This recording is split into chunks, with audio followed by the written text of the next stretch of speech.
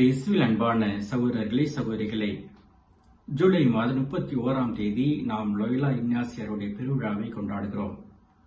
இவர் ஸ்பெயின் நாட்டில் இருக்கிற லோயலா நகரில் பிறக்கிறார். இவர் 13வது குழந்தையாக பிறக்கிறார். இவர் பிறந்த சில நாட்களில் இவர் தாயார் காலமாகிறார். இவர் 7 வயதில் இருந்தபோது இவருடைய தந்தையார் மரித்து போகிறார். எனவே ஒரு அரச குடும்பம் இவரை எடுத்து தங்கள் வீட்டில் வைத்து வளர்க்கிறார்கள்.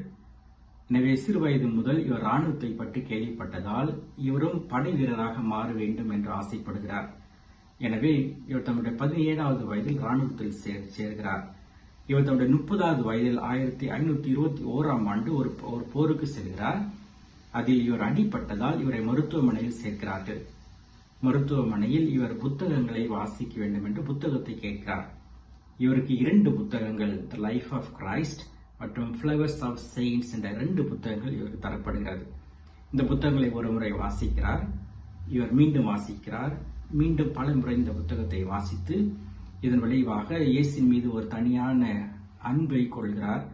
தாமும் பிறகு புனிதராக மாற வேண்டும் என்று ஆசைப்படுகிறார்.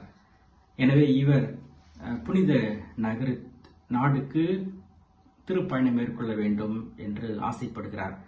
ஆனால் அங்கு செல்வதற்கு முன்பாக மொண்ட் செராத் என்ற நகருக்கு சென்று அங்கு மிகவும் கடுமையான ஜபத்திலும் தவத்திலும் நேரத்தை இவர் செலவழிக்கிறார்.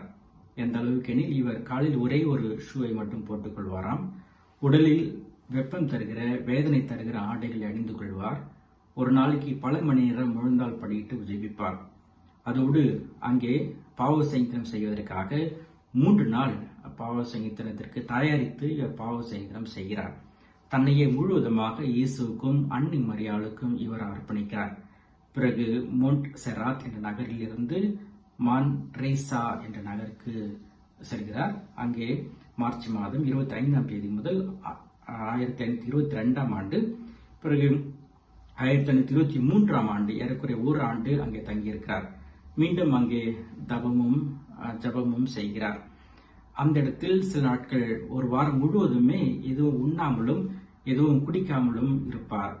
ஒரு நாளைக்கு 3 முறை சாட்டையால் தம்மையை அடித்துக் கொண்டு தம்மையை துன்புறுத்திக் கொள்வார்.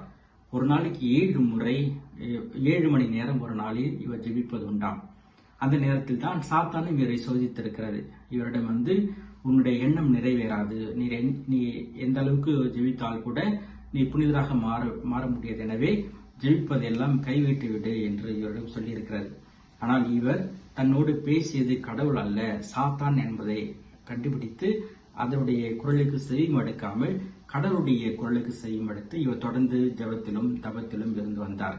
எனவே அன்னை மரியாள் இயேசுநாதர் பல முறை இவர்களுக்கு தோன்றி இவருடைய இந்த ஆன்மீக வாழ்வில் மிகவும் உறுதுணையாக இருந்ததாக நாம் வாசிக்கிறோம்.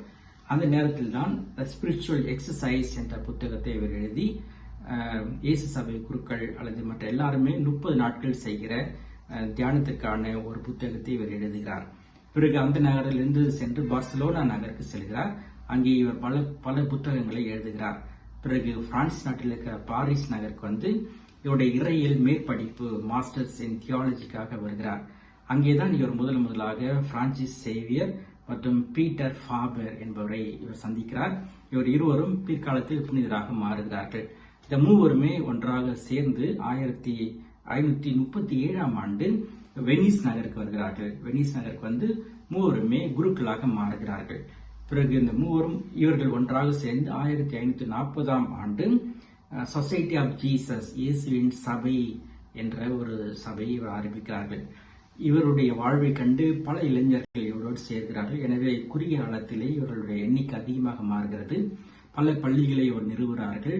இயேசுவை பற்றிய நற்செய்தி அறிவித்தல், பாப்பாண்டவரை பற்றிய அவருடைய சிந்தனைகளை மக்களுக்கு எடுத்து செல்லுதல், மிக சிறப்பாக பல நாடுகளுக்கு சென்று அங்கு நற்செய்தியை அறிவிக்கிற பணியை மேற்கொள்கிறார்கள்.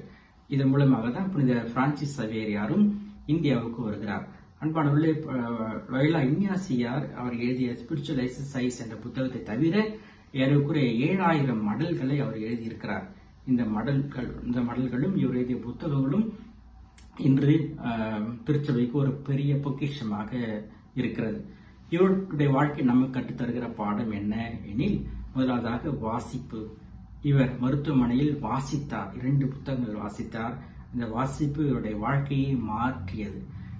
இன்று நம்முடைய நாட்களில் இந்த வாசிக்கிற பழக்கம் குறைவாக மாறுகிறது.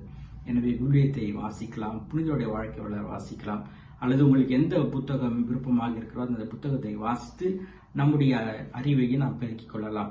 இரண்டாவது, எவ்வாறு ஜெபிக்க வேண்டும், எவ்வாறு தவம் இருக்க வேண்டும் என்றது புனித லோயோலா இக்னாசியார் நமக்கு கற்றுத்தருகிறார். அவரிடம் கற்றுக்கொண்டு ஜெபிக்கவும் தவம் இருக்கவும் நாம் பழகிக் கொள்வோம். மூன்றாவதாக இவர் சொல்கிறார், இந்த உலகில் இருக்கிற பொருட்கள், சொத்துக்கள் தரக்கூடிய அமைதி, மகிழ்ச்சியை விட கடவுளுடைய திட்டம் நமக்கு மிக சிறந்த அமைதியும் மகிழ்ச்சியும் தருகிறது. எனவே நாம் கடவுளுடைய திட்டத்திற்கு நாம் முழுவதுமாக அர்ப்பணிப்போம். இயேசு நம்மை ஆசீர்வதிப்பார். இயேசுக்கே நன்றி. மரியே வாழ்க.